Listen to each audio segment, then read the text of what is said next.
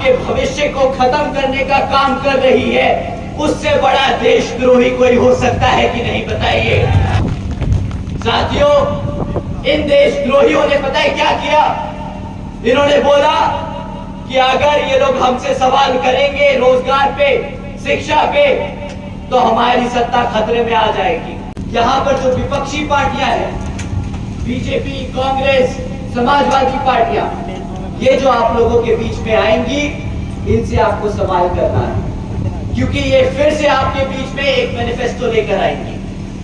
अगले 5 साल 10 साल के वादे लेकर आएगी, और आपको अब आप अगले 5 साल और 10 साल के वादे नहीं सुनने, अब आपको इससे पिछले 5 से 10 साल का रिकॉर्ड पाना है कि पिछले 10 साल में तुम्हें अगर भारत की सत्ता में बिठाकर रखा है इस भारत की जनता ने, तो तुमने हमारे समाज के लिए क्या काम किया।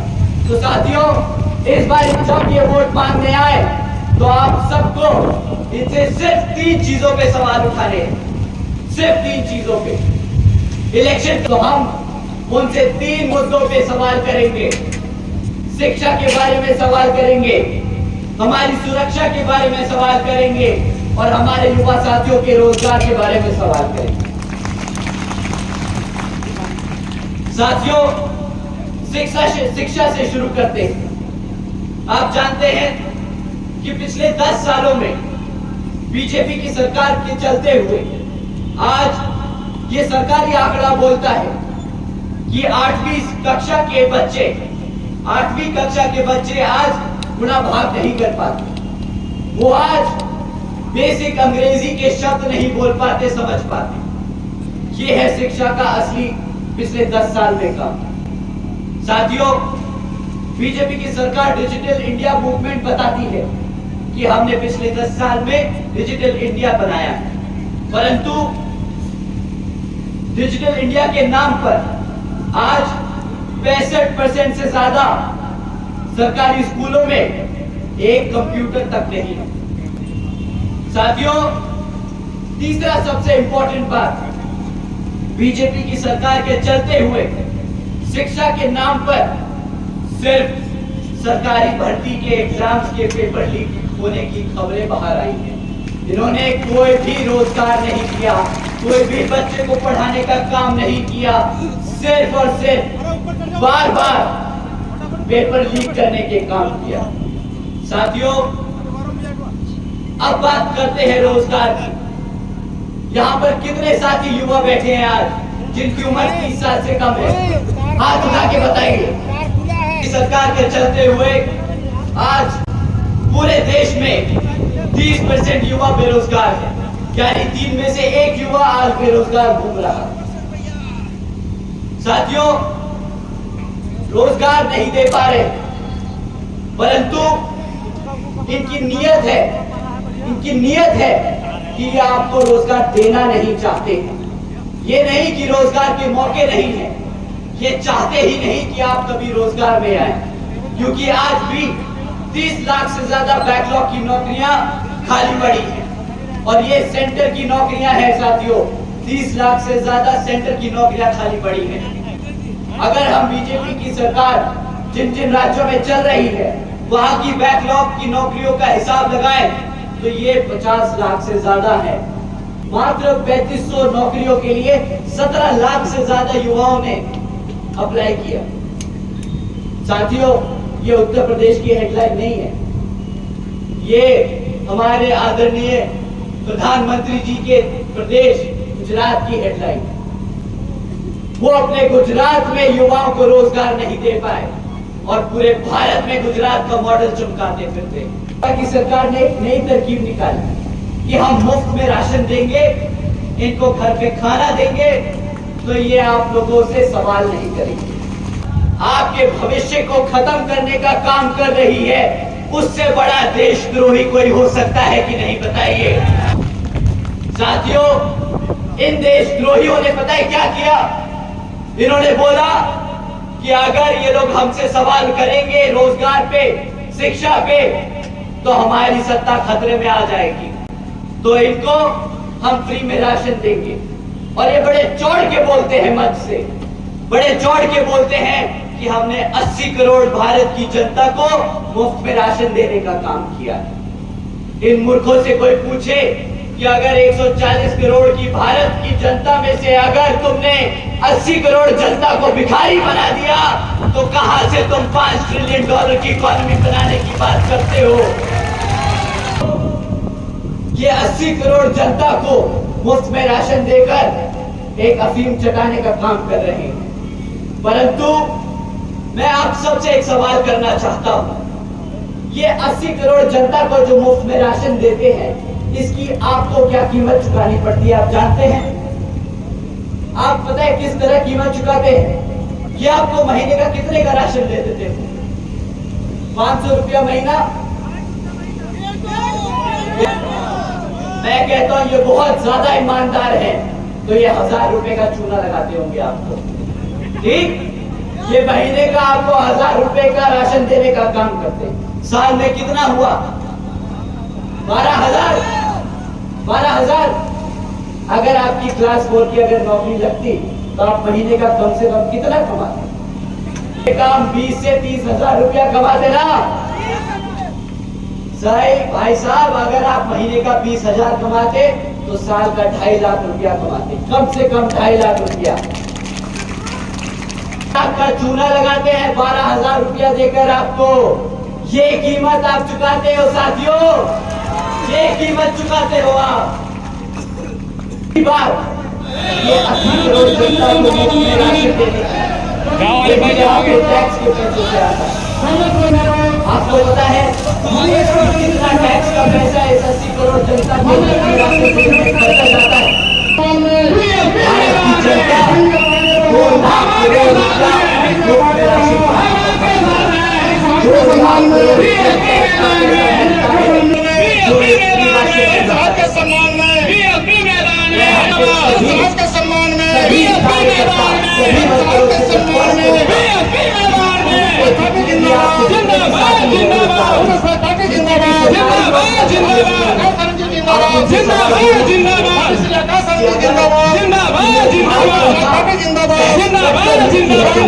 आगे बढ़ो, हम आपके साथ हैं। समाज का सम्मान सर्विस से इंतजार है, युवा दिनों के धड़कन माननीय श्री आकाश सानंद जी राष्ट्रीय कोऑर्डिनेटर, हम चाहेंगे कि जोरदार तालियों से स्वागत करने का काम करें।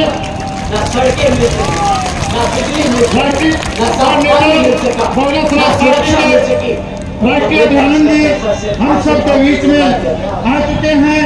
मैं निवेदन करता हूँ माननीय आकाश सानंद जी, बहुत बेवकूफ बना लिया तुमने, बहुत चंदा लगा दिया।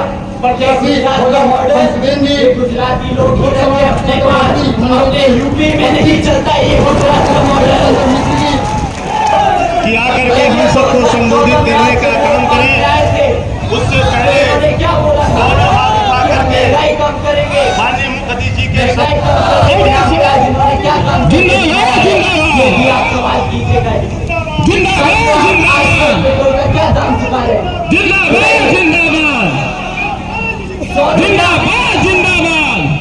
आज से 10 साल पहले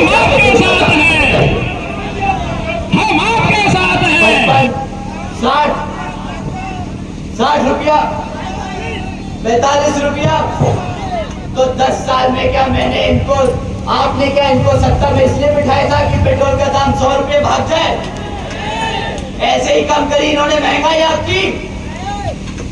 गैस के सिलेंडर का दाम क्या था साथियों? 400 रुपया। आज क्या चुका रहे हो गैस के सिलेंडर के लिए? 1100 रुपया। अब यही इनसे बोलिएगा कि भाई अगर इतनी ही महंगाई कम करनी थी तो भाई तुम गुजरात ही बैठो, हमारी बहन जी यहाँ पर महंगाई कम करने के लिए खुद काम कर सकती है। सब्सिडी के नाम पे भी कितना सब्सिडी देते हैं? 5 रुपया 10 रुपया गैस सिलेंडर पे दे देते हैं। इनसे अगली बार बोलिएगा भाई साहब ये 5-10 रुपया मेरी जेब से तुम रखो और ये गद्दी खाली करो। नहीं चाहिए ऐसी सब्सिडी, नहीं चाहिए ऐसी सरकार। ये गुजरात मॉडल आपको नहीं चाहिए तो हमें भी ये गुजरात मॉडल नहीं चाहिए। हम इनको बोलते हैं अरे नहीं चाहिए आपका गुजरात मॉडल। साल का 12,000 रुपए का राशन देकर 2.5 लाख का चूना लगाते हो। 2 करोड़ नौकरियों के नाम पर हमें पकौड़े तलने को रोजगार बोलते हो। महंगाई के नाम पर सब्सिडी देते हो। भाई साहब नहीं चाहिए गुजरात मॉडल। वापस जाओ गुजरात, छोड़ दो भारत की गद्दी। मैंने आपका बहुत सारा समय इनकी विफलताओं पे लगा दिया, पर और नहीं। आपके बीच में और भी लोग आपके बीच में वोट मांगने आएंगे। इसमें से एक लाल टोपी वाले भी हैं।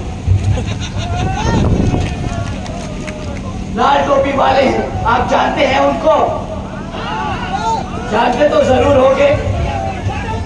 2012 में वो लाल टोपी पहनकर अपनी साइकिल पर बैठकर आप लोगों के बीच में आए थे। आप लोग भी मान गए। गलती तो हर किसी से होती है, हमसे भी हुई है, परंतु वो गलती हमें थोड़ी ज्यादा महंगी पड़ गई। वो आप अपनी टोपी पहनकर साइकिल पर बैठकर आपके बीच में आए, वादे किए, परंतु आप सभी ने, हमारे सभी युवा साथियों ने हमसे बोला कि भैया टोपी पहनकर आए थे और हमें ही टोपा पहनाकर चले गए। बहुत बड़े गद्दार निकले वो लोग। साथियों, जिस मुस्लिम समाज ने इनको एक तरफा वोट डाला था पिछले विधानसभा चुनाव में, आज उसी समाज के अत्याचारों के खिलाफ इनके मुंह से एक शब्द नहीं निकलता। आप सब ये जानते हैं। परंतु रिजर्वेशन इन प्रमोशन के खिलाफ लोकसभा में बिल को फाड़ने के लिए ये लोग, इनके हाथ और जुबान सबसे तेज और सबसे पहले चलती है। वैसे तो सुना है ये भाई साहब आजकल एक सीट पर 4 टिकटें बांट रहे हैं। जिस आदमी ने अपनी पार्टी नहीं संभाल पाया, जो आदमी अपनी पार्टी नहीं संभाल पा रहा, वो प्रदेश या देश कहां से संभालेगा? मानते हैं साथियों,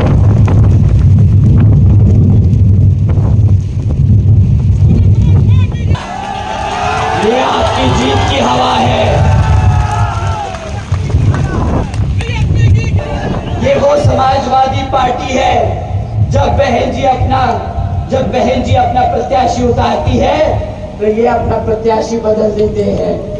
वोट काटने का काम कौन कर रहा है, ये किसी से छिपा नहीं। इन लोगों का काम है बहुजन समाज को नुकसान पहुंचाना। ये गद्दार है, गद्दार। ये गद्दार खाली बहुजन समाज नहीं, ये अपने खुद कौम के गद्दार हैं साथियों। ये सब समाज के गद्दार हैं। सही कहा आपने साथियों। ये तो समाजवादी पार्टी का हाल है। कांग्रेस कुछ कम नहीं, भले ही उसका वोट परसेंट सिर्फ 2% बचा हो इस प्रदेश में, बट देश में तो ऐसे बोलते हैं जैसे कि उनके बिना ये देश चल नहीं सकता। बेचारे पूरा देश जोड़ते फिर रहे हैं और आज तक 60 सालों में इनसे अपनी सीटें नहीं बचाई जा रही। साथियों, कांग्रेस पार्टी भी आजकल बोल रही है कि हम SC ST OBC समाज को रिजर्वेशन देने का काम करेंगे, परंतु आज हम इनसे पूछना चाहते हैं कि भाई तुम 75 सालों में 60 साल से ज्यादा इस भारत की जनता पर राज कर चुके हो, तब कहा था तुम्हारा SC ST और OBC समाज के लिए रिजर्वेशन? ये वही सरकार है जिसने बाबा साहब भीमराव अंबेडकर जी को भारत रत्न देने से मना किया था। साथियों, आप भूले तो नहीं